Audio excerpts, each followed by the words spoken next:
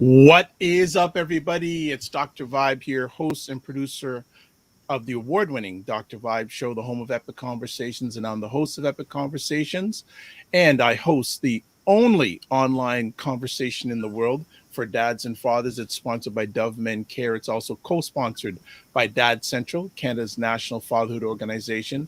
And through that collaboration last year, I was able to be part of a team that reached out to over 100,000 fathers online around the world. And I'm doing it reverse order this time. I also have received 2 awards amongst a few during my journey: 2020 Best Podcast News Award winner and 2018 Innovation Award winner, the Media Association. As always, you're blessed, highly favored, a magnet for miracles, and a solution for someone's problem. Another morning on the Morning Vibe, January 14th, live, and look who's back with another haircut. I see. I had to be fresh for when we come back. Another haircut, and he is finally back after his little hiatus. Are you feeling better, Ryan? Yeah, 10 times better. I feel like I stumbled at the starting line for 2022. So easing into it, but yeah, ready to get running. Okay, good stuff. Family is good? Yeah, dealing with the homeschooling. So if they go back, hopefully they'll be in better spirits. But yeah, doing what we, pushing through. All right, good stuff. Well, it's good to have you back. Glad to hear your health is on the amplify upside. And right from the get-go, people, we're doing 2 giveaways this morning. 2. So first of all, we're doing, and thank you again to Ryan's organization, ACBN's collaboration with Amazon. We're doing a $25 Amazon gift card. And I actually spoke to the gentleman from Scotland who won. Okay, and he said that it was limited what he could use, but he was happy to get it. But so we've had people win from as far away as Scotland. So we're doing that giveaway today, and also we're doing frequency event promotions calendar. Yeah, hold on. Am I allowed to win that since it's not ours giveaway? Sure, you can do that if you want. You can do that. So last Friday we had Ray McMillan from the Macmillan Group. Yeah, and he won. So we had winners on that. So we're giving away 2 prizes today. So all you need to do is type in hashtag the morning vibe in your comments section, and we'll do the draw near the end of the program. I say already got people saying, Kenneth Perry, good morning. He's saying yes, good morning. He wants good morning, Ryan Knight. He puts it in capital letters. What? Yes. All right. Christopher Lawrence. Boom, get it in. Good morning. Even Ron wants to win a calendar. And a gift. He wants it all. He's taking it all. So what's been going on? Like, other than we haven't chatted in a bit. Anything been going on? Like you and I was going to be wearing a hoodie today. I feel bad. Didn't wear my hoodie. Usually I do. What's going on? Yeah, no sweat. Actually, today I'm rocking Black Intelligence from SDH Toronto by Sandra Hamilton. So shout out to her. If you're looking to get some awesome gear, remember to check out Reveler Afrique in the Bramley City Center.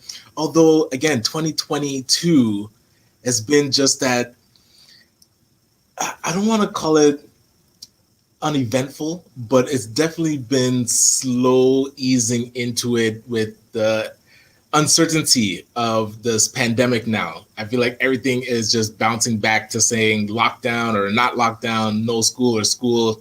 So it's pretty unfortunate being able or not having the certainty, and really we're questioning like who's in charge. We're starting to think, hey, is this actually, are the people that we pay to be in charge actually doing their jobs?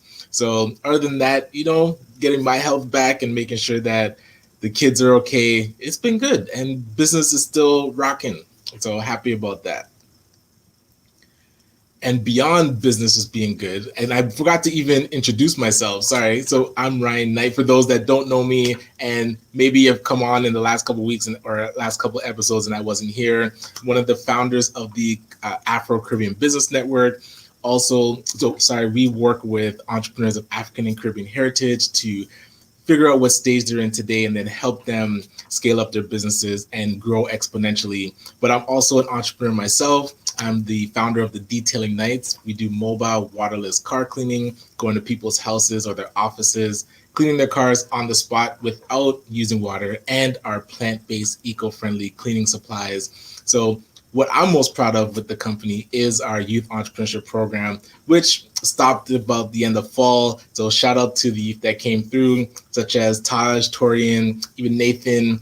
And now going into next season, we're actually going to start our campaign to recruit youth in the community that are looking to learn about entrepreneurship and starting their own business. So if you have a high school student or a college student, university student, or even a child that's out of school and looking to get a job for the summer, please send them our way. Go to our website, detailingnights.ca. You'll see there's a button, Youth Entrepreneurship. What is it? It either says Be the Boss or Youth Entrepreneurship Program, and you'll be able to sign up, work with us during, actually it starts in spring, so spring to kind of the end of fall, and really get hands-on learning what you can do, learning the ins and outs of what running a business is like. So I think Dr. Vibe might be a little frozen, to see if he comes back shortly. But again, I'm excited about these giveaways. Actually, we should ask Sandra, if you're listening, we'd love some swag to give away on the Dr. Vibe show.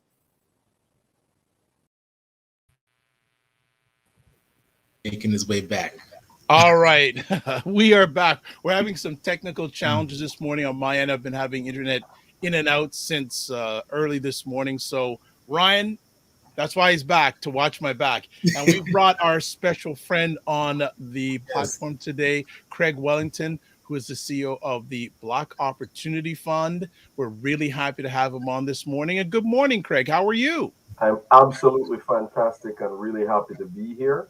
Great to be here hanging with you, and great to see Ryan as always. Hardest working man in Canada. Right. I'm trying to catch up to you. How you mean? I need to link up with your barber, man. I gotta get a fresh Yeah, cut. man. Yes. Well, see, Yeah, I sweet. I'm ahead of both of you, All right, right? And I do it my own, there you go. We got that right? I barber don't plastic surgery. They just removed everything. I don't need a Permanent. mobile. I'm my own mobile barber. The, True, true. when my dad went bald, I remember my uncle said to him, "Don't worry, Donnie. They only polish the good furniture."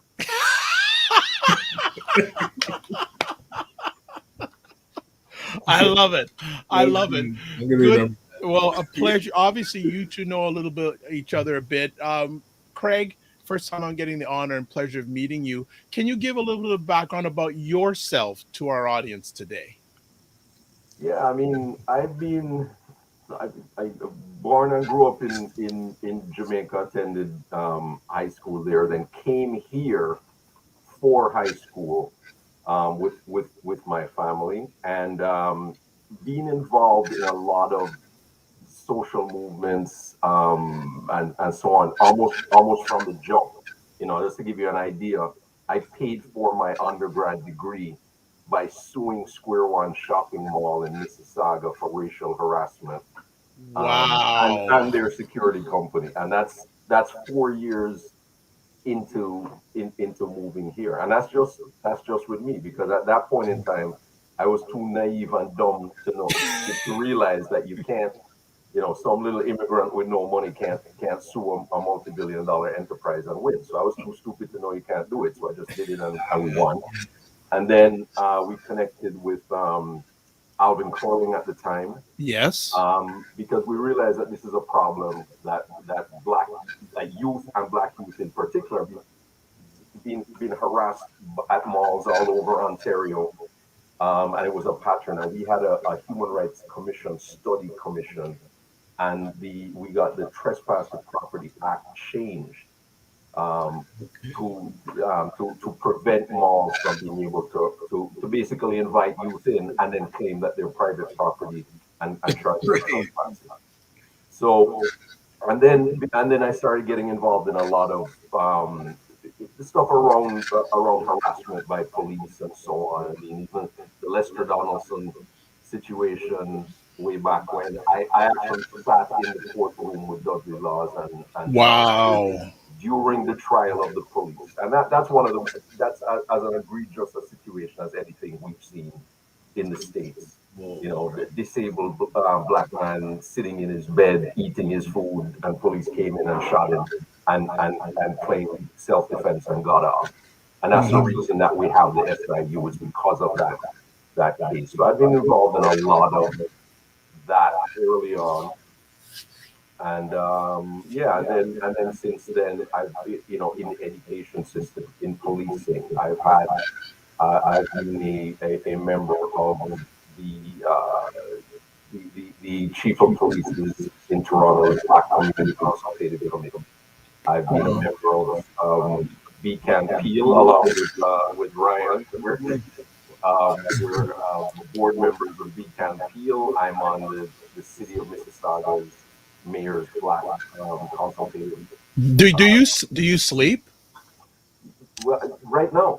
Oh, So yeah, and so I joined the Black Opportunity Fund as executive director in March, and I think it was one of those things where it kind of all of the buckets that they were looking for happened to be my resume. I'm one of those people that when you know you're always told you got to focus, you got to pick one focus.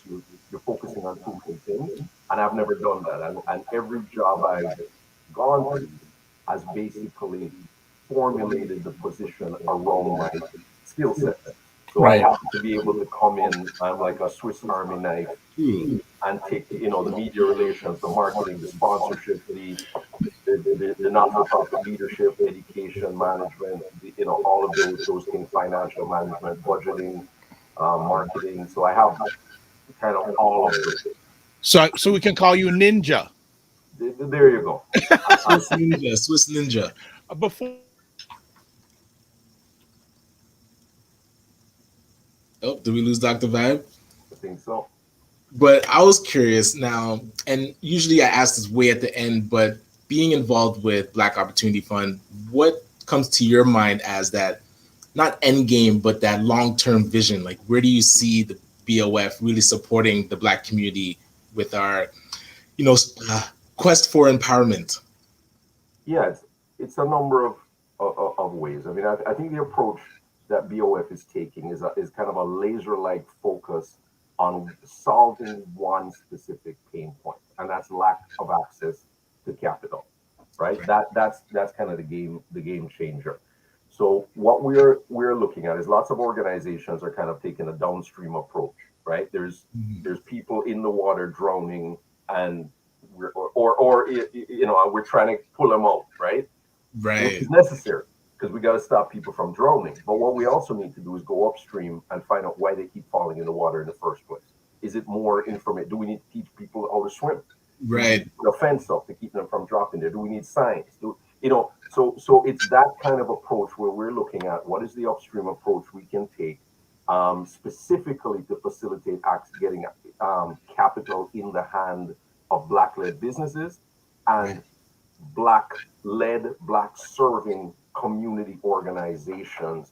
Put it in their hand and put it in their hands in different ways because we recognize by significant consultation that we've done, what are the pain points? And people talk about things like what are the systemic barriers that Black people face, Yes. right? What are the systemic barriers that Black organizations face when you're spending the majority of your time chasing funds and then you're reporting on the fund or applying for the next one, and you have no time left to focus on mission, right? Or creating programs just to get funds. Yeah, because I was curious. You guys had done the grant with CELAR and Pitch Better. What was something that surprised you coming out of that process of doing the grant and dispersing the funds that you weren't expecting to see maybe in the answers or just the process? Yeah, I think one of the things that everybody has said, it's the level of innovation that we found, because that was a specific focus on innovation. I mean, and that's the thing. So one of the things we said is this is not about just people applying saying we got hit in COVID, we've had economic downturn, give us money. There's lots of grants for that. True. So this was about what pivot in terms of innovation did you do during COVID? And we were, people were doing some incredible things, and we don't know about it. We don't know that story. We don't know about, like, the Kemet who's doing, pharmaceuticals, the manufacturing design of pharmaceuticals in Africa. We didn't know about the Eucanics, who you know as well, the mobile auto mechanics, which will come to your home or your office, and I've used them, in my driveway while I'm doing my work, gotten stuff done. Aquaculture, gene editing. It was stunning to me. Whoa. So we had a total of 1,700 black-led businesses applied for those grants. We adjudicated 1,400 of the 1,700 at Black Opportunity Fund. Excellent. And one of the things that we're really proud of is because, Pitch Better, our partner, is a credible organization. So their focus is purely on female black-led entrepreneurs. Right. So people could apply for either stream. But we still, as Black Opportunity Fund, said, gender parity is important to us. So we want to look at trying to get to, even though we know right off the bat, hundreds of organizations, female black-led organizations, are going to go to Pitch Better. We wanted to try to get the gender parity in terms of that as well. And we're proud to say that 45% of the 1,400 plus applications we received were from Black female-led entrepreneurs. Yeah. So, and what we've done now is amplify those, because just putting money in their hand is one thing, but what we've done is we've amplified them. We've got videos of these, Tempeheen and Kemet and some of the others. We're amplifying it through our social media. We've had CLR amplified through theirs, and we're looking at procurement opportunities for not just the businesses who we got grants, but the businesses in our networks who applied and provided those opportunities through partners with that. And those are things that we continue to do, is looking at larger partners, organizations, and saying, what is the pathway for Black businesses to get on your shelves? And then talking to them about, you got to understand, there's pain points you're presenting, like some of these larger companies. And some of it is, you get into some of these larger retailers, you sell your product, you're waiting, net 60, 90 days, 90, could be that money back, and you've got to pay your vendors. And as a small business, you can't necessarily afford that. And then also the amount they take off the top. So making sure that they understand there's work they need to do as well. It's not just about, let's reach out, get some black people in here. It's like, no, you've got to fix these solutions, right? You've got to fix these pain points you're creating. Sorry, because of technical difficulties, I'm in and out. So first things, everyone who's watching live, again, we're giving away $25 gift card, Amazon gift card, and also a frequency event promotions calendar. So if you've entered in, please enter in again, because there was a little bit of a hitch with the technical challenges. Craig, I have two quick questions for you. One has to do, where did you get your passion for social justice? Because before I dropped off, you shared with us a journey, and it seems to be still part of your core, about social justice. Where did that come from? Yeah, I think it's just encoded in my DNA, because I remember, I'm growing up in Jamaica, and I remember even as a 6-year-old dealing with issues in Jamaica, because everywhere where you've had colonialism, there's issues with layers of the social economic strata, which has race and shade and everything layered on top of it. And I remember calling those kind of things out since I was 6 or 7 years old. And I remember those, right? And I've always kind of had that passion. But that's, my mother was that. My mother always supported that. Because even in the times when I was because I was involved in a lot of, even at like 20, I had a televised debate with Inspector O'Toole from Peel Region Police, who trained police on the race relations manual. I remember having a televised debate with him then. And because of a lot of the work I was doing specifically around policing, my family was was worried. They were scared. I mean, I've had routine traffic stop in my 20s in Hyde Park, had police slash my car tires with a knife. Wow. I've had turn up at a rally for the shooting death of a 17-year-old Michael Wade Lawson by police. Yep. And I turned up at the rally, huge rally, marched up there with Lennox, Akua Benjamin, the Charlie Roach, all of them, and reaching City Hall. And I remember reaching there, and there's hundreds of us there, and two police walk over to me and go, "You're Craig Wellington, right?" And I was like, in a crowd of 100. Mm. And it has come to, and you just, and I remember my family was always worried about that, but my mother always said, just, you have to do what you have to do. Nice. And my grandfather, her dad, Jack Anderson, brought the family up that way, and famously kicked the head of Jamaica Cricket Association down the stairs of Sabina Park because he refused entry to Sabina Park's the VIP section for George Headley, which was the first black captain of the West Indies cricket team. And once he stopped playing, now all of a sudden he's no longer considered a VIP. So the white president of Jamaican Cricket Club stopped him from going in the VIP section. My grandfather was one of the top cricket writers in the world, was in there, and he told him, he said, "You let him in," and he wouldn't do it. So my grandfather kicked him down the stairs, and then he got banned, right? But so it's just it's DNA. But it's not that your family's anti-cop, because is it your son that's with the RCMP? I saw a picture. My son has, like, literally his graduation ceremony is Monday. Oh, wow. Congratulations. Looking sharp in his uniform, bro. Congratulations.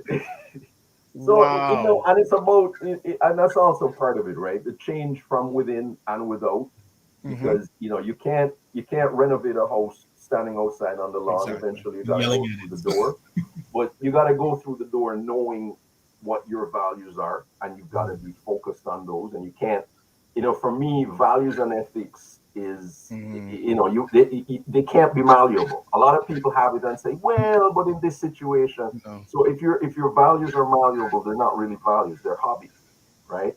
Okay. You gotta draw hard lines. You gotta know, what is the ethical line, and where your integrity is, and and I've walked away from jobs where I've seen the ethical lines lost, and those are over incidents of whether it be racism, sexism, where I've seen discrimination against people with disabilities, where I've stood up for that. I mean, I'm about standing up for wherever I see issues where about equity for humans, right? Right. That's where I stand up, right? And of course, I always look at my people and my situation, and I always look at how do I do stuff for the betterment of my community.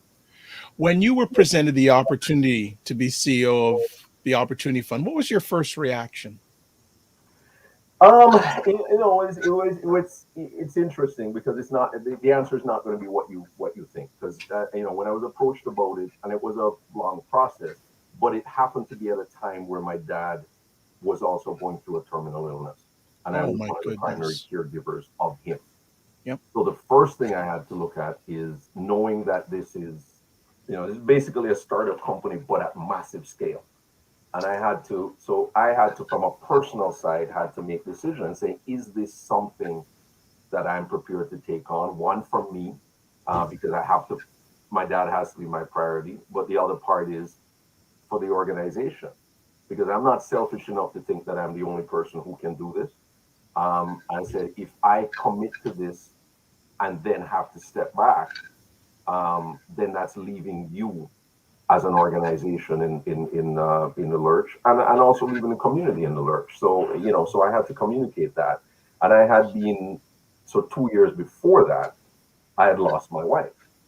Oh uh, my gosh. to cancer. And what that did is it made me, have a real sit down in terms of what are priorities and what's important. So again, 2 years later, so I lost my mom 2 years before that, then my Oh wife my, 2 years, and then my dad.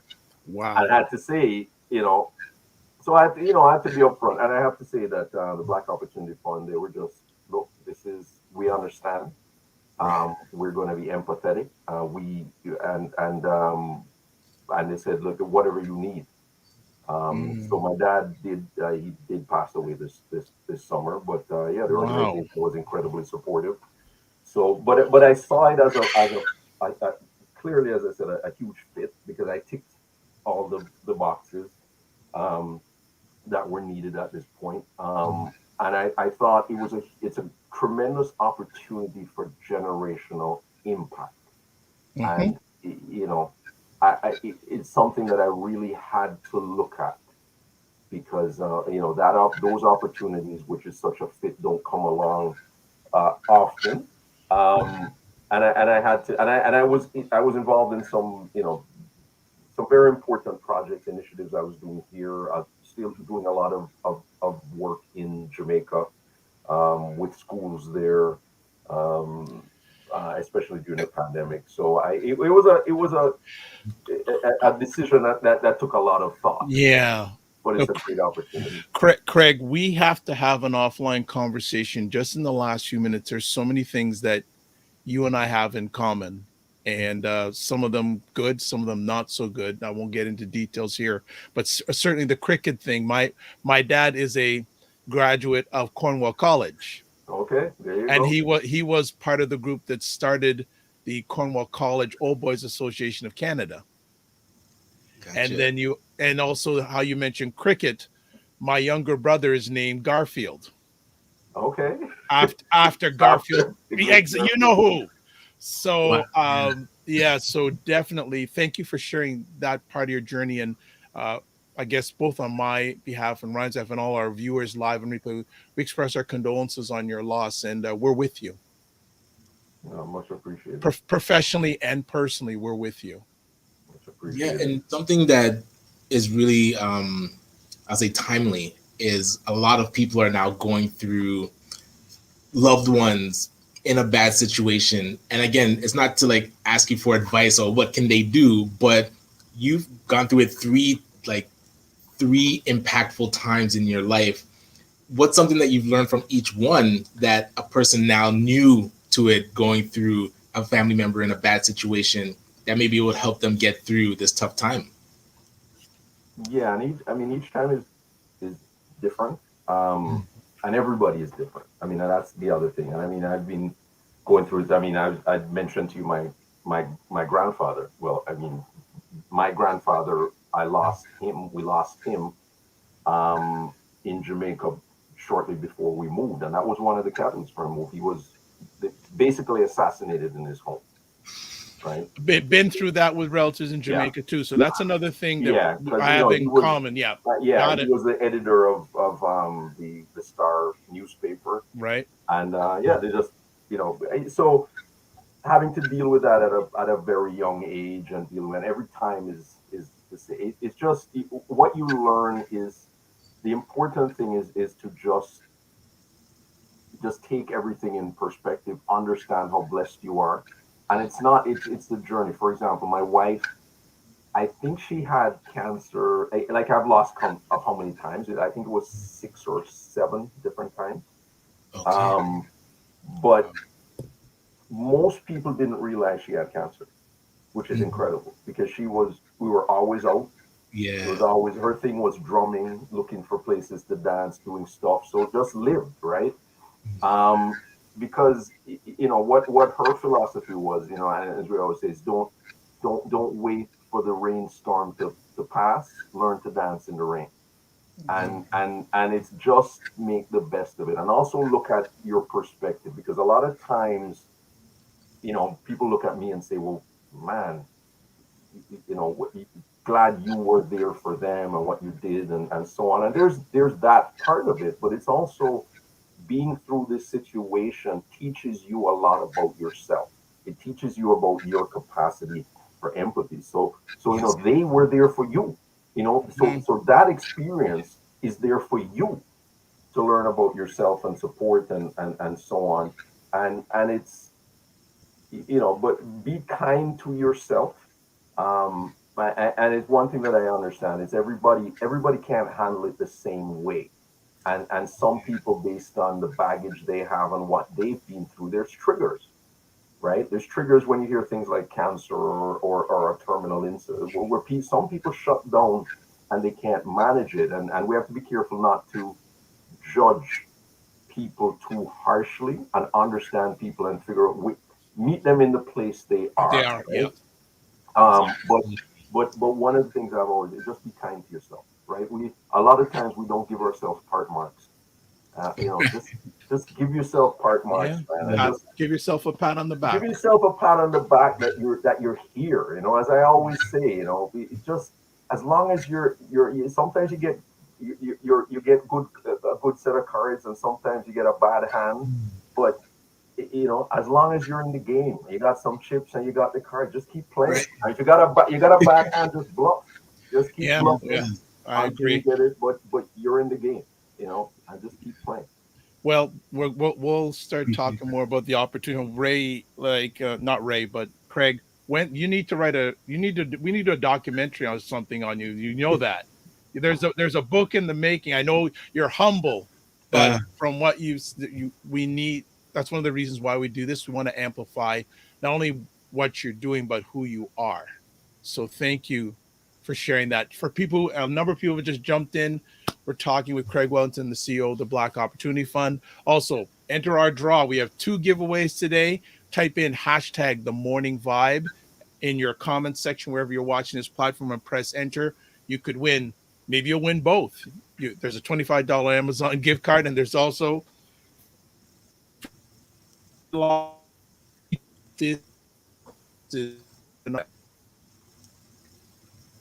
Oh, was that on the way out, or is it going to come back? it's chipping on it. But I don't have one to show, but he was about to show the frequency event promotions calendar. But again, Greg, really appreciate you sharing that with us, because I feel like it's so timely. A lot of people need to hear it and don't know where to ask for help. But moving forward now, that's where I feel like the Black Opportunity Fund is so important, because a lot of times things happening in the world impact the Black community different and sometimes worse. So with the pandemic happening, a lot of people are being hit economically. A lot of people are being hit health-wise. So where do you see BOF now with what's happening in the world? What position would you say BOF plays? And then what would you say is you're going to be working on? Yeah, I mean, as you said, the pandemic has revealed a lot of the inequities that were already there. I mean, it's so timely that RBC released a report yesterday about the racial wealth gap, and a significant amount of it is obviously is down to home ownership. I mean, we know about the salary gap, the wage gap, which is about 85% on the dollar. We know that, but the biggest reason for the wealth gap is home ownership. And it's here in the US, it's the same, right? The disparity between Black and white home ownership or white and racialized home ownership. So during the pandemic, the study shows that the actual household wealth, Canada, gained 2.8 trillion increase. Gained, right? Okay. Yeah. And about 40% of that is down to the just home ownership, right? Right. So if they said due to the disparity between racialized people and white in home ownership rates, and Black ownership rates is way down in that. Had the Black and white home ownership rates been similar, there would have been $100 billion more in the wealth of the Black community. So these disparities are just increasing. The wage gap is there. The home ownership gap is there. So as I said, what we're looking at is what are the upstream approaches? How do we get money into the hands of Black businesses, into the hands of Black community organizations? But understanding there's more to that. And you know, and you know this well, Ryan. It's also the financial literacy and the understanding to be able to you know, take advantage of that fund. Just putting funds in somebody's hand, you know, as I said, you're just giving people fish. You got to teach them to fish, right? Mm-hmm. You got to teach them how to build a boat. You got to teach them to sail. You got to teach them all of that, right? Well, I'm and just adding on that, Yeah, this is a system that we're fighting, this is a system. and we have to learn, instead of playing checkers, we need how to play chess. So we need how to make this system work for us, like other cultures have made it work for them. We have to learn how to make it work for us. Yeah, and one of the things that you know is a layer that I add on it that we it's down to that. Well, as I talked about, be more gentle with yourself. We as a community also have to be more gentle on ourselves, because what we are doing is sometimes we tend to set us a bar for ourselves that other communities don't, and when we don't meet it, we beat ourselves up, and that becomes, you know, just beats up the psyche of our community. You mentioned other communities. We always hear that other communities are uniting and They're things not. like They're that. not totally. No, there's not. There is no example of any. I mean, we're talking about black. Black is not a place on a map. Black is not a country. So you're talking about the billions of people on Earth from disparate communities that are expected to be a monolith just based on skin color. So when we say communities, I say, well, what communities? And they'll name a country. And I'm like, no, that's a country. Italy is a country. Spain is a country. England's a country, right? That's different. And then, you know, I live in Brampton. Huge economic empowerment for the South Asian community.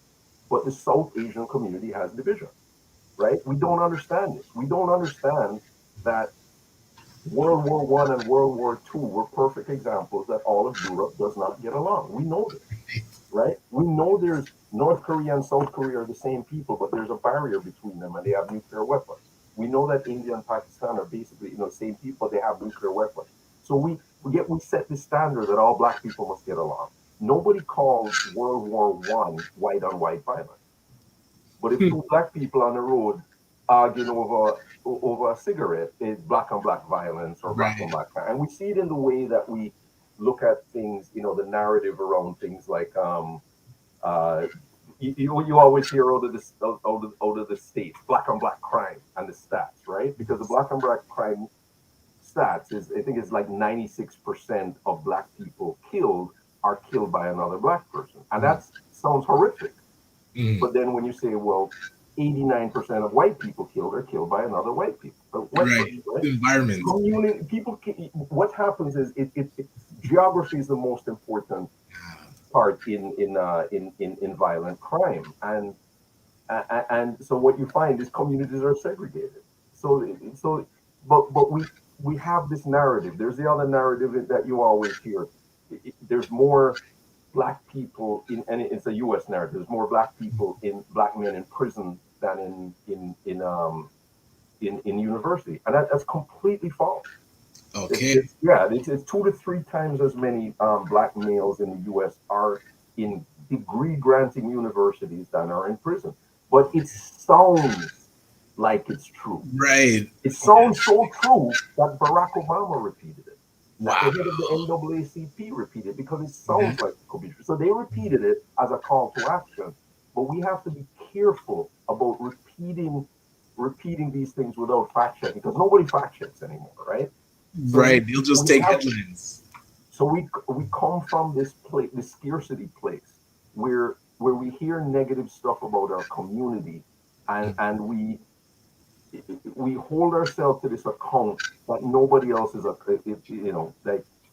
black people can't get along. What are you talking about? There's many examples of black people getting along. Look at Black Wall Street. Look at communities like that. Look at Africville. But then what happened to those communities? Whenever those black communities developed economic empowerment, they were destroyed by direct racism. So there's many examples of black communities getting along. But there's many examples of Europeans or white communities not getting along, but that does not become a part of the pathology of their race. So why do we beat ourselves up with this expectation, right? And it's interesting. No, but we need to get along. That's the difference, right? Yeah. Because so that's the first part, is just saying let's not set ourselves a standard. It's not, but now then we understand that we are in an environment where, based on that, due to our race and how we are perceived, we Yes. do need to look at how can we unite for empowerment Mm. economically, socially, to deal with these things, because we understand that we are being, or the black communities are viewed as a black community, and Right. are in this game. So we need to figure out the rules, man. We're playing a game and we don't know the rules. Right. And that's where, and I was curious to ask, what would be your call to action now leading the Black Opportunity Fund and being able to see how the Black community is operating kind of from a higher level as you're putting together the framework of BOF? What would be a call to action that if you could send it out to the Black community, you'd want them to hear? Yeah, and I mean, I think the most important thing is we're about collaboration, and I think that's the approach. And you and I have had this talk. I mean, that's my approach to everything. This is a whole village solution. There is no one organization or two or three or five who can solve for this. This is a massive. It's a massive gap. I say it's a the opportunity gap for the black community is a chasm, right? And you can't leap over a chasm with incremental small steps. You got to leap, right? So we have to make generational change, and we have to do it together. We have to do it together. We have to look at commonalities. We have tons of organizations. Every organization got to have a CEO. And I'm not looking at, yeah, but we're these five organizations doing the exact same thing, serving the same community. Each Right. have a CEO, but they don't have, none of them has a grant right. None of them has the internal financial thing. How do we get together and work? So yeah, we're and I saw a question there about mentorship. Mentorship is huge.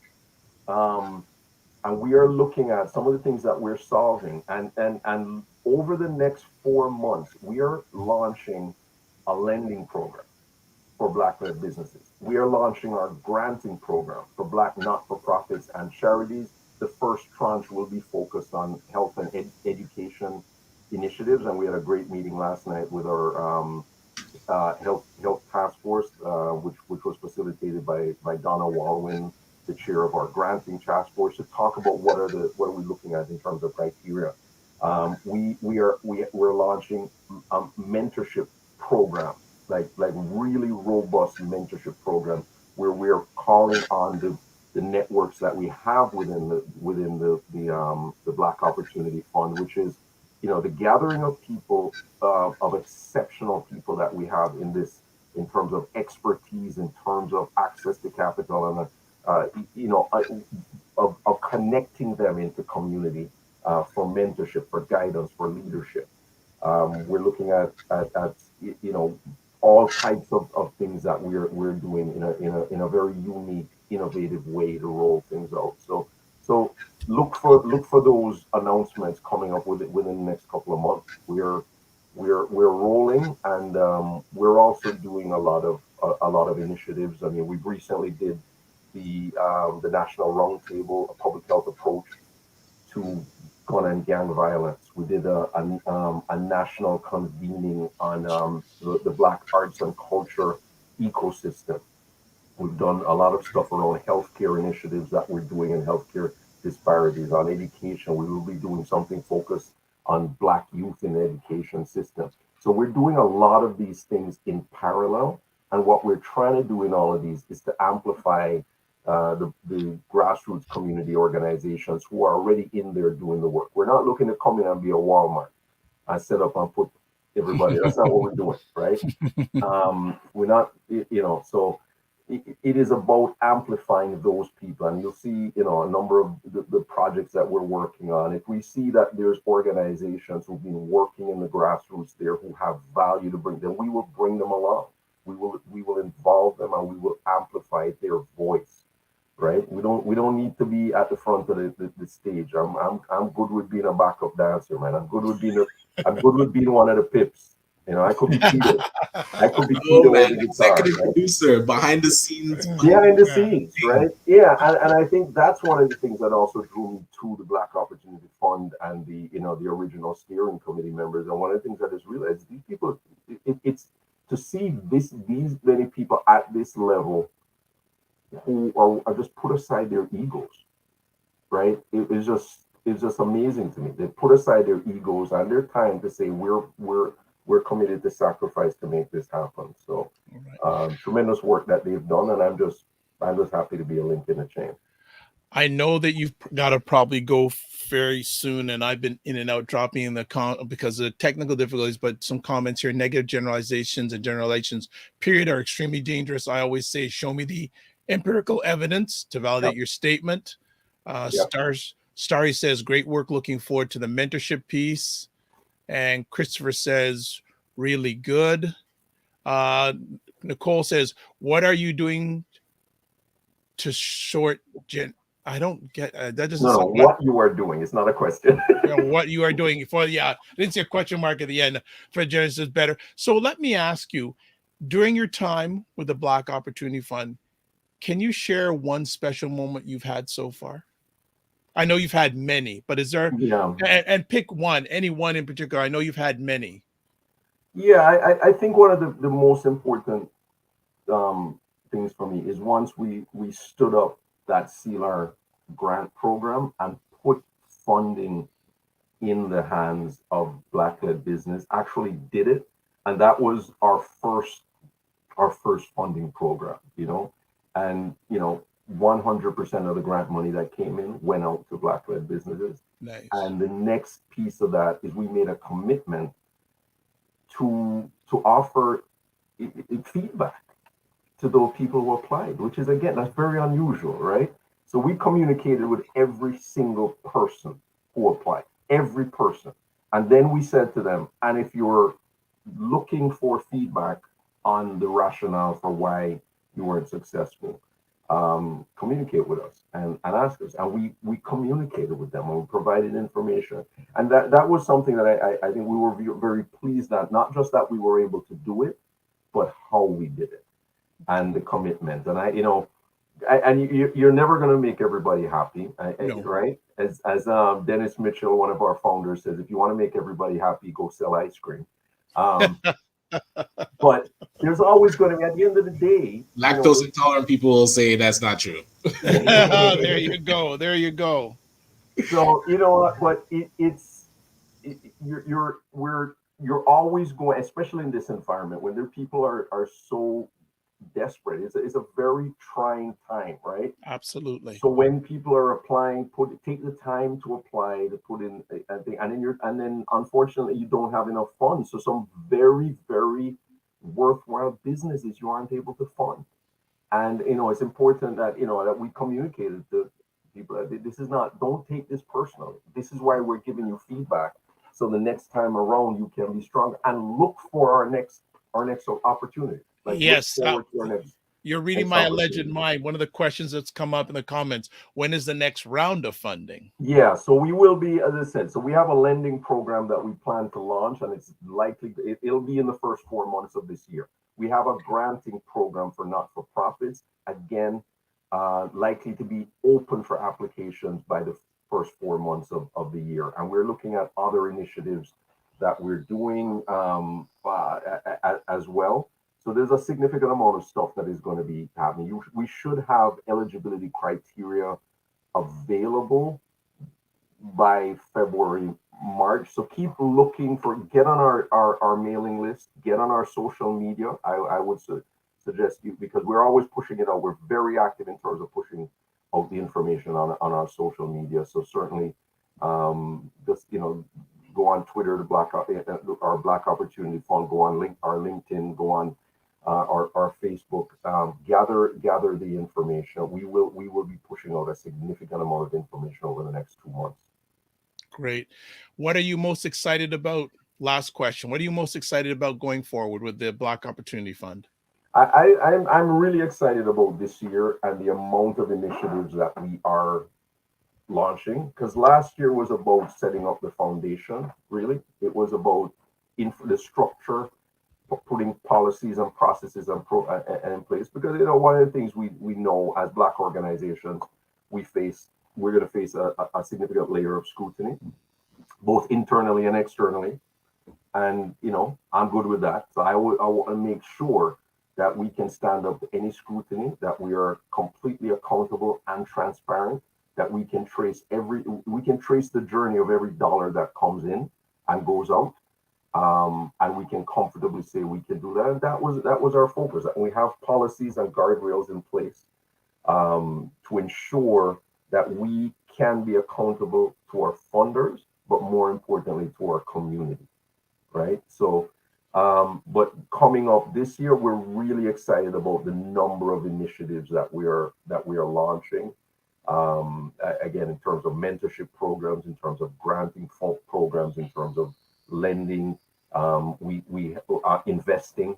All of those are going to be launched this year. So this is a massive year where we are going to be putting these programs into action, because we've received investments from, for example, TD, significant investment from TD, significant investment from National Bank, but we haven't yet. We are now in the process of launching those investments, right? So we're very excited about it, and very excited to collaborate with other organizations to really amplify the work and make us a real difference to the community. Because the important thing for me, for the Black Opportunity Fund, and I think this is for the leadership of Black Opportunity Fund, is that we shouldn't be telling our story. We let the people who we put funding in the hand tell our story. That's right. There's too many organizations have talking heads promoting what they're doing. At the end of the day, the community should be saying, here's what the funding from Black Opportunity Fund did for me. And that's one of the things I'm most pleased as with the Black businesses who receive funding from us through the CELAR grant, that we have those businesses who are out there talking about, here's what I'm doing. And it's inspiring to us. It's inspiring to me to hear them talk about the great stuff that they're doing, that we played a small part. Well, Craig, I know you said you were only going to stay on for half an hour. You've gone way past your half an hour, so we really appreciate it. Thank you for tolerating my technical challenges, but that's why Ryan's the media star and I'm just the guy, right? So, but I'd like to say thank you for everything you have done, are doing, and will be doing going forward. You Brampton guys are tight, but maybe hang out with a Scarborough guy once in a while. We're good people too, but I'd like to say thank you for all your time. I know you and I will certainly be having a further conversation sooner rather than later. Any final words you'd like to share with our audience today? Yeah, I mean, just we're in this together, right? That's the community. Let's be collective. Let's be positive, and let's support each other. Let's use 2022 and be kinder and gentler to ourselves, to each other, and lean on each other for support. And don't let's look at when we see others who are doing great work. Let's amplify it, man. Let's look at ways to build up each other as a community. And anybody who has any questions, reach out to me, right? Reach out to me through the info@blackopportunityfund.org. It comes directly to me. Any questions, any comments about what we're doing, we're always looking for feedback. At the end of the day, it's about the community, right? Wow. So I'm just gonna type that email address. So it's info@blackopportunityfund.org. Yeah. Let me just make sure I have it correct here, and I can put it up on the screen. Is that correct? Yep. Yeah, looks good. I got it right in real time. Craig, thank you so much. Have a blessed day, and we will chat soon. Thank you. Blessings. Take care. All right. Take care. All right. Great conversation. Wow. And thank you, everyone, and Ryan, for putting up with my technical challenges today. Yeah, but that's good. But yeah, maybe need to get a new route or something. And family who watch this live, huge amount of people today coming in on the conversation. But hey, no surprise. No surprise. Great, great individual. And definitely uh see this people. Big up Scarborough Massive. Yay! And also people. Yes. Big up Scarborough. Sorry, Ryan Singh. A lot of people in here this morning. That's a good thing. That's a good thing. Excellent. So what did you you Brampton guys are tight, eh? Well, hey, we got to make sure amplify what everybody's doing, and the more that's where being able to find people that are busy and give them a spotlight, because everybody is so busy, but a lot of times we don't Well, stop and see what what people are doing. interesting you mentioned that. One of my mentors recently said to me, it's good to be busy, but don't be in a hurry. Ah, interesting. I like that. Okay, yeah. That is really good, folks. Wow. So we're gonna do giveaways in just a moment. Please, if you want to win either a $25 Amazon gift card or a frequency event promotions calendar, put in hashtag the morning vibe in the comment section on whatever platform you're watching. We're only doing this live. Sorry, no replays, folks. Ryan has put in his thing again. You see, Ryan wants. So we're going to give about a minute for people to put in hashtag the morning vibe. Yeah, and while we're waiting, I did see a great comment from Starry that said talking about business ownership and how important that is. So, if anything we want to leave with people watching is about ownership, Greg talked about home ownership and definitely business ownership and owning the places that we do business. So, we have to definitely move into that. Oh, okay, folks, just give me a minute because the technical challenges are continuing here on the back end with our giveaway tool. So let me just make sure we got it right here. All right. Okay. So again, and just to make sure, do it again, folks. Type in hashtag the morning vibe. The nice thing about the tool is if you're already entered, it won't enter you in twice, but I want to make sure everyone who's looking to win something today has the opportunity. All right. Okay, and G, that is not correct. It's the hashtag the morning vibe. All one word. Read the scroll at the bottom, the lower third that's scrolling in the bottom. That's what you want to do. Right. Christopher Lawrence is being the example. Okay, people put it in. So Christopher, so and it doesn't matter if it's upper or lower case. So got the morning vibe, the morning vibe. Good. Just want to make sure we have max. Okay, we've got a large amount of people. I'm going to give another 30 seconds and we're going to start doing a giveaway.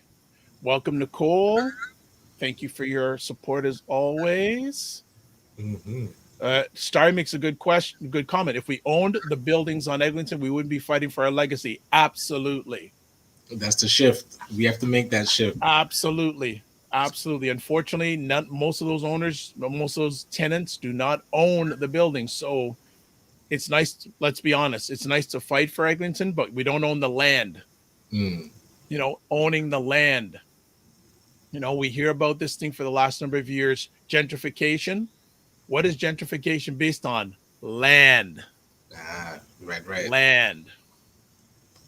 When they try to push you off land you own, you call the shots. You can say no, or this is what you got to pay me. Right. You set the terms. Right. So you make enough money so you can go buy land somewhere else.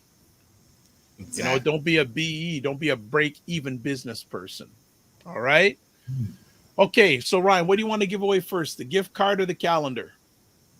I don't mind. We can do the gift card. And then okay, let's do the gift card first.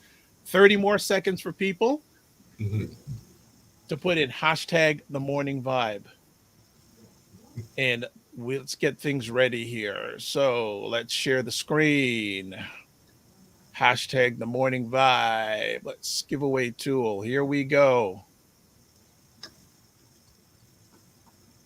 Wow. I think this is one of the highest counts we've ever had for people for giveaways. I'm impressed. Telling you. I'm going to give another few seconds. I'd love to get one more person to enter. I'd be so happy to get double digits. I'm going to give 30 more seconds for someone to type in hashtag the morning vibe for the giveaway. If we don't have it, we don't have it, but I'd love to see double digits. That would fire me up. That would be jacked. Okay. All right. We're not going to get it. It's all right. All right, 9 people. This is for the gift card. Here we go.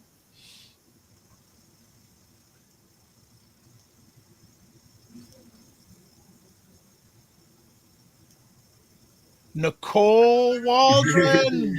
Booyah. And you know what? Now people are now starting to come in after. Why are people it? All right. Well, I think it may have done that. So Nicole Waldron. Yes, Nicole Waldron. So Nicole, what you need to do is email info@Black Canadian. Let Ryan do it because I'll get it messed up. info@acbncanada.com. And put in the comments section Amazon gift card. And we both of us know who Nicole is. So anyone else who tries to take the gift card, it ain't happening. Yes. Say, actually, Nicole put gift card January 14th. Yeah, that helps. Yeah, January 14th. Wow, look at all. This is hilarious. This is They really wanted the calendar. That's the draw. It's the well, but I love everyone. There's so many people, and Nicole just recently celebrated a birthday, so it's her birthday gift. Leone says, "Happy birthday, Patrina! Happy birthday! Congrats, Nicole." The email again. You know what? Yes. What I'll do, Nicole, I'll put it. I think I have it in. Okay, Nicole, it's going up on the screen. info@acbncanada.com. Put in gift card January 14th, 2020. All right? Done. This is man, this has been a hot conversation today. Loving it. You know? Happy birthday, Charmaine. Christopher says it's happy belated birthday, but she'll take happy birthday. And Ryan put up the email address for you, Nicole, and get it done as soon as possible, please. Sooner the better. Nicole says, thank you. All right. Now, second giveaway coming up. This is for the Frequency Events Promotions Catalog, featuring a number of Black businesses, Black-owned, not Black business, Black-owned businesses. There's a difference. Black business, Black-owned businesses in the GTA, including people like Robert Small, who is an Order of Canada recipient. Yes. And hold on tight. We have something else to talk about Order of Canada in a few moments. So we're going to put in another. So what we're going to do now is do our next giveaway for the calendar. All right, here we go. And we did get double digits. Yes. Sweet. Here we go.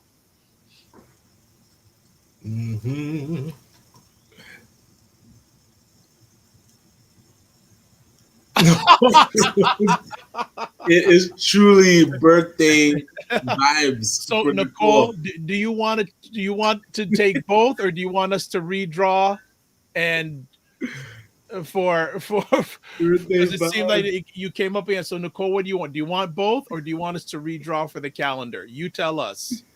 Yes, she says yeah, so she wants both. Okay. Boom. So Nicole, Ryan saying rigged.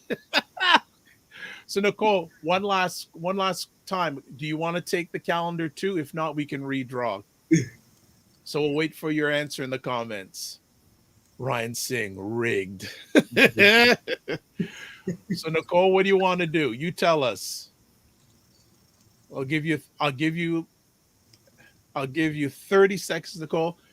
I'm going to gift it to a person in our coming. Okay, so she's gonna. Yeah. Nicole's saying redraw. Okay, so she's saying redraw. Thank you. So we're gonna redraw. I saw her second one here saying redraw. So let's do this. Let's see.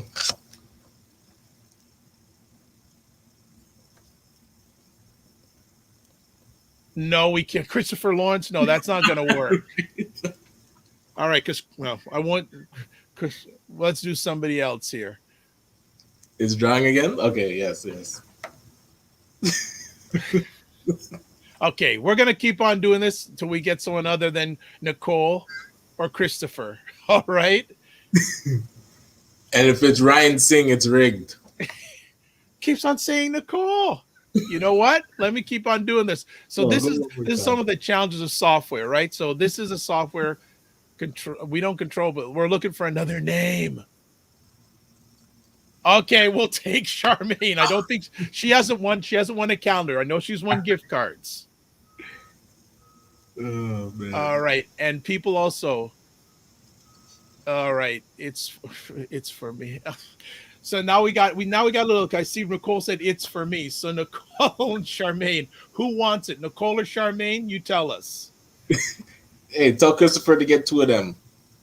Actually, you know what? You know what we're gonna do? Yes, we're gonna give one to Nicole and one to Charmaine. Love it. Right. So okay. So we're gonna give because I know Charmaine is the gift card queen, but she hasn't won a calendar. So so what we're gonna do, and frequency as event promotions. Are you okay with us giving a calendar to Nicole and to Charmaine? Yes, Angie, that's my thought process. I'm just frequency event promotions is on here. Are they okay to give both Charmaine and Nicole? Well, I'm gonna call it Angie. Seems rigged. No, it's not rigged. I don't know. Capital yes. Okay, so both of them are getting. All right. So Solid. what you need to do is Nicole and Charmaine, you need to email info at frequency event promotions and put in the comments section calendar winner January 14th, 2020. So Ryan, make sure we get down the names for everybody just to make sure no one tries to get, but we got Nicole and Charmaine. So Nicole is getting the gift card and then Charmaine and Nicole are getting calendars. I know frequency event promotions is on, so they'll copy down the name. Excellent. Yes, I have So the names as well. beautiful. So we got everything. Wow, what a morning. Oh, look at this. Ryan Singh. We need a recount. Yes. Too close to call. Look at this. Happy birthday, Nicole. And also, Nicole, be nice, Ryan. It's the Ryan Singh. All right, folks. We have had a lot of fun. This is a little bit of everything this morning. And see what happens. All this magic happens when Ryan comes back. Right. Ryan Singh, we can mail one out to you, sir, too. So, hey, Ryan, you see that? Whoa. Frequency is willing to mail one out to you. Real. So, Ryan Singh, Grease. info at frequency event promotions. You may just get one. You may get to the head of the line. Frequency event promotions. Thank you. So happy I never won anything. Hey, there we go. We're glad to change that. Okay, there you go. So, folks, a lot of fun this morning. And usually we don't go past an hour, but we had so much fun this morning. Craig was dropping knowledge bombs. I was having technical challenges. We gave away 2 things. We had a lot of fun. We got better out of this conversation. Now, Ryan, Hey, should we talk about what's coming up? Monday. Yes. So, I like this. Black economy, Mark Lodge. Yeah, you got it. Ryan, I have to win fair, but fair so much. This was fun. Good. This was and then Nicole's going, can you hear me hollering?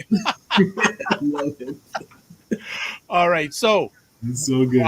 Ryan has been able to get someone special for Monday. So Ryan, I'll let you do the intro. Hey, I don't know how many people remember the 96 Olympics, but that 4x4 in the middle, Bruni Surin at the end, Donovan Bailey. So we were able to reach out because one of the Order of Canada recipients is Bruni Surin. So I was able to reach out and see if he's available because we were able to interview Robert Small. So we got a positive response. He said he's available this Monday. So looking forward to having the track star and now philanthropist / community worker Bruni Surin on Monday. So I'm super stoked. Yes. So we're gonna have within 2 weeks, we're gonna have 2 Order of Canada recipients. Yes. On this recent Order of Canada recipients, Black Canadian men on. So a few weeks ago we had Robert Small, and now we're gonna have Bruni Surin. Upcoming, we have coming up in February, Oya Media, and that's one of the people involved with that is Allison Duke. We're hoping to have her come on. Allison's incredible representative of the community, great work, especially media wise in the Black environment in Canada. More comments still coming in here. My goodness. Christopher saying great job. Angie, excellent, fantastic. Thank you. Enjoyed the hey, this wouldn't be anything without you all. And that's either live or on the replay. Agreed. So looking forward to that on Monday and working on some other things. Ryan, what's up for your weekend? Oh man, so we have our youth entrepreneurship program. Last week we came back from the break, so this week we're going strong, preparing not just business plans, cash flow projections, and next week I think is going to be the pitch preparation, so hoping to get them some cash in their pockets, at least $500 for their ventures. Also in February, the Legacy Symposium. Yes, I was going to ask you. Yes. So definitely, if you want to get your early bird tickets, prices are going to go up on February 1st. Right now, it's only $25 for both days. We have a amazing keynote speaker to kick it off, Dr. George Frazier. Yes. I need to touch base with him to see if he'll be able to come on the morning vibe. I would love to have him on because I've had the honor of interviewing him twice. He may not remember me, but right. I've interviewed him twice. And George Frazier, folks, one of the best books for Blacks around the world. He wrote many years ago called Success Runs in Our Race. Title says it all. And it's also amazing. Oh my gosh, I forget the title, but about networking. Yes. Do you remember the title of that one? That book I want to buy because. Yes. It's called Switch. I think it's Switch. Maybe it is. I'm not sure. But George Frazier and big shout out. George Frazier came to Toronto for the first time because of a wonderful couple, Sam and Rita Burke. Okay. Who used to have a bookstore in Toronto downtown on St. Clair Street called Burke's Bookstore. I always, whenever I get a chance to hail up to that couple, they continue to do fantastic things. They also run a Black Ebony Toastmasters. So it's a Toastmaster club for Blacks primarily, but they have all cultures in their Toastmaster, but they started that a number of years ago and continue to do incredible heart work for Blacks and those who love them. So there you go. Ryan Singh, there you go. I've been recently accepted into the Oya Scale Up program. Great initiative. Racing, nice. That was a great year for Canadian track and field. Good stuff. Yes. And yes, George Fraser's a real deal. Yes, I know that. And actually, maybe on Monday I'll be able to pull up the URL for everybody to listen to my conversation way back when with George Frazier. Actually, the first time he came to Toronto, that's where I met a gentleman named Jonathan Juiceman Shaw. That's the first time we met way back when. So that is it. So you got your weekend plan. Good for you. And let's shut it down. Solid. Thanks for everybody. Good seeing you. Yeah, thanks everybody. And look, as it says along the bottom, you can watch replays of the Morning Vibe at the Dr. Vibe Show YouTube and Facebook page. You can also watch it on the Afro Canadian Business Network Facebook page and on the Ryan Knight YouTube page. Thank you for everyone. And if you're living in the Southern Ontario region, stay warm. It's supposed to get very cold today and tomorrow, and supposed to getting snow. The day kids are going back to school. Sunday night, Monday morning, supposed to get some snow. So please be safe. Remember to give yourselves grace. So as always, we say at the end of these conversations, live your life as a dream. If you can dream it, you can make it. Sometimes you have to get small to get stronger. Block assumptions and aim bigger, aim better, aim higher, aim wider. Love, faith, and respect. Remember to give yourselves grace. One last thing, if you want to catch me online this weekend, subscribe to the Dr. Vibe Facebook channel, YouTube channel tomorrow night.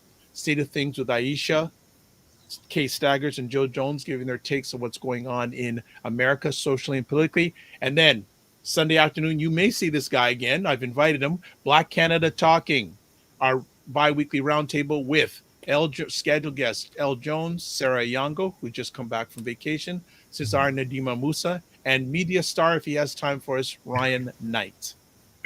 Solid. God bless. Peace to well. Keep the faith. And remember to give yourselves grace. Bye, everybody.